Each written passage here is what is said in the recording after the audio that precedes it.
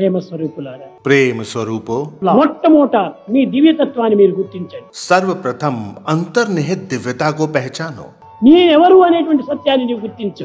मैं कौन हूँ, सबसे पहले इसे जानो। తనను తాను గుర్తించుకున్నటువంటి వాడు సర్వం నువ్వు గుర్తించుకోగలడు. जो जानता है कि वो कौन है, वो सब कुछ जान सकता है, सब कुछ समझ सकता है। కానీ అందరూ కొత్త పిల్లలుగా ఉన్నారు.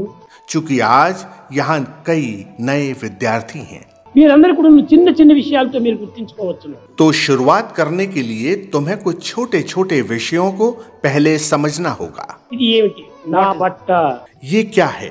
ये मेरा कपड़ा है, ఇది నా తట్ట, ये मेरी प्लेट है, ఇది నా దేహము, ये मेरी देह है, ఇది నా మనసు, ये मेरा मन है, ఇది నా బుద్ధి. ये मेरी बुद्धि है। But who am I? लेकिन मैं कौन हूँ? నా దేహము, నా మనసు, నా బుద్ధి, నా చిత్తము, నా ఇంద్రియము, నా అంతఃకరణ. But who am I? मेरा शरीर, मेरा मन, मेरी बुद्धि, मेरा चित्त, मेरी इंद्रियां, मेरा अंतःकरण, लेकिन मैं कौन हूँ? నా బాడీ అనుకుంటే నీ బాడీ వేరు, నీవు వేరు. जब मैं कहता हूँ कि ये मेरा शरीर है, तो मैं अलग हूँ और शरीर अलग है। నీవెవరు? फिर तुम कौन हो? ఈ సత్యాన్ని మనం గుర్తించాలి. तुम्हें सत्य को समझना होगा। ఈ బాడీ, మైండ్ ఇవంతా కూడాను కేవలం ఒక ఇన్స్ట్రుమెంట్. शरीर, मन और बुद्धि केवल उपकरण या साधन मात्र हैं। ఈ పనిముట్టును మనం పట్టుకొని పనిముట్లై నేను ప్రేమించుకోవటం ఎంత వెర్రితనము. हम इन उपकरणों यानी साधनों के अनुसार चलते हैं और स्वयं की पहचान इन साधनों से करते हैं, ऐसा समझना कितना गलत है। కనుకనే ఈ దేహము, మనసు, బుద్ధి, చిత్తము, ఇంద్రియము, అంతఃకరణ అన్ని కూడా నువ్వు పనిముట్లే. इसलिए देह, मन, बुद्धि, इंद्रियां और अंतःकरण केवल उपकरण या साधन मात्र हैं। You are the master. तुम उन सभी के मालिक हो। Master the mind, be a master mind. मन के मास्टर यानी मालिक बनो और फिर तुम अपने मन को अपने मुताबिक चलाकर यानी मन का उपयोग करके लक्ष्य प्राप्त करने वाले विद्वान बन जाओगे। నీవు మాస్టర్గా ఉండాలి. तुम्हें मालिक बनना चाहिए। నీవు ఈ దేహానికి, మనసుకు, బుద్ధికి బానిస కాకూడదు. तुम्हें कभी भी तुम्हारे शरीर, मन और बुद्धि का दास नहीं बनना चाहिए। ఈనాటి మానవుడు దేహమునకు, బుద్ధికి, మనసుకు బానిస కావటం చేతనే సర్వమునకు బానిస అయిపోయినాడు. मनुष्य अपने शरीर, इंद्रियों, मन और बुद्धि का दास बन गया है, इसलिए वह सब कुछ का दास बन गया है। దేహం మన స్వాధీనంలో పెట్టుకోవాలి కానీ, మనసు మన స్వాధీనంలో పెట్టుకోవాలి కానీ, దాని స్వాధీనంలో మనం కాకూడదు. वास्तव में शरीर और मन तुम्हारे नियंत्रण में होना चाहिए, तुम्हें कभी भी उनके नियंत्रण में नहीं होना चाहिए। ఒక అమ్మాయి చెప్పింది, एक बालिका ने कहा స్వామి ఇంత పూర్వమంతా కూడా my life is my message, your life is my message. कि भगवान ने कहा है मेरा जीवन ही मेरा संदेश है, కానీ ఇప్పుడు చెప్తున్నాడు your life is your message. अब वे कहते हैं तुम्हारा जीवन ही तुम्हारा संदेश है, నాట్ యువర్ మెసేజ్. तुम्हारा संदेश नहीं, your life is my message.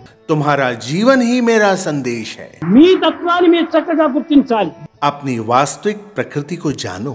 నువ్వు పిచ్చి పిచ్చి మార్గంలో ప్రవేశిస్తే, यदि तुम गलत रास्ते पर चलते हो, తప్పు మార్గంలో నీవు ప్రవేశించి बुराइयों में लिप्त रहते हो చేయరాని పనులు చేసి और सभी किस्म के गलत कार्य करते हो, ఇదంతా కూడా నువ్వు దైవం యొక్క రూపమే అనుకుంటే అది తప్పదు. तो उसे ईश्वर की इच्छा कहकर न्यायोचित ठहराना गलत है। అదంతా కూడా your message is not my message.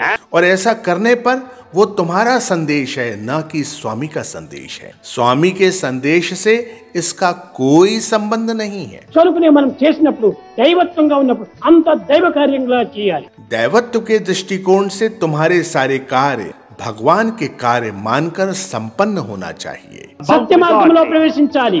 सत्य के मार्ग का अनुसरण करो, ధర్మమైనటువంటి రూపాన్ని ధరించాలి. सदाचरण का पालन करो శాంతి హృదయాన్ని పొందాలి. और शांति तुम्हारे हृदय में स्थापित हो जाना चाहिए అహింసలో ప్రవేశించాలి. और तुम्हें अहिंसा की आदत डालनी चाहिए। ఈనాడు ఎక్కడ పోయినా హింస హింస హింస. आज सभी तरफ केवल हिंसा, हिंसा और हिंसा है। ఎక్కడికి హింస? तुमने उसे कहां से पाया? ప్రతి ఒక్కటి తన నుండి ఆవిర్భవించినటువంటి सब कुछ स्वयं के भीतर से ही बाहर आता है। Reflection of the inner being. सारी वस्तुएं हमारे भीतर के आंतरिक स्वरूप का ही प्रतिबिंब है। హింస అవుట్ సైడ్ లేదు, నీ యందే ఉంటున్నది. हिंसा बाहर नहीं है बल्कि तुम्हारे भीतर है। చెడ్డ అవుట్ సైడ్ లేదు, నీ యందే ఉంటుంది. बुराई बाहर नहीं है बल्कि तुम्हारे अंदर है నీ చెడ్డని నీవు అభివృద్ధి చేసుకుంటున్నావు. और तुम स्वयं ही उसे बढ़ावा दे रहे हो। మొట్టమొదటి నీ చెడ్డని నీవు నిర్మూలన చేయించుకో. अपने अंदर की सभी बुराइयों को खत्म कर दो నీవు ఎక్కడ చూసినా కానీ మంచే కనిపిస్తుంది. और तब तुम सब तरफ केवल अच्छाई ही देखोगे। వీడు చెడ్డవాడు, వీడు మంచివాడు అని నువ్వు నిర్ణయించుకునే అధికారం నీకు లేదు. तुम्हें किसी को अच्छा या बुरा कहने का या मानने का कोई अधिकार नहीं है।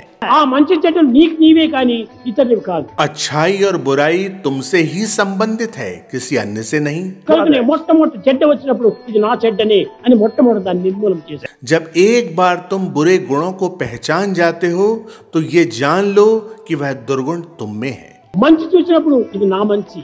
जब तुम अच्छाई पहचान जाते हो तो हाँ ये भी तुम में है। నువ్వు ఎలాంటి కలర్ గ్లాసెస్ వేసుకుంటే జగత్ అంతా అలాంటి కలర్ గా కనిపిస్తుంది. तुम जिस रंग का चश्मा आंखों पर लगाते हो तो बाहरी दृश्य भी उसी रंग का दिखाई देगा। అది జగత్ యొక్క దోషమా కాదు, क्या वो सृष्टि का दोष है? నీ వేసుకున్నటువంటి గ్లాసెస్ యొక్క దోషం. दोष चश्मे के कांच के रंग का है जिसे तुम पहनते हो। కనుకనే మొట్టమొదటి ఏది చూసినప్పటికీ భగవంతుని యొక్క తత్వం నా హృదయం నుంచి వచ్చేటువంటివి.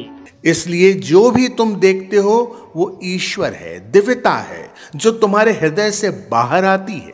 ప్రతి మానవుని యొక్క సంకల్పం కూడా హృదయం నుండి ఆవిర్భవించేటువంటివి. तुम्हारे सभी संकल्प तुम्हारे हृदय से उत्पन्न होते हैं। కాబట్టి హృదయం అనేటువంటిది భగవత్ స్థానము. हृदय भगवान का मंदिर है। అక్కడ నుంచి అన్ని పవిత్రమైనటువంటివే రావాలి. सभी पवित्र चीजें तुम्हारे हृदय से बाहर आनी चाहिए। మన నడతలన్నీ కూడా పవిత్రమైన నడతలుగా ఉండాలి. हमारा आचरण पवित्र होना चाहिए। समस्त लोक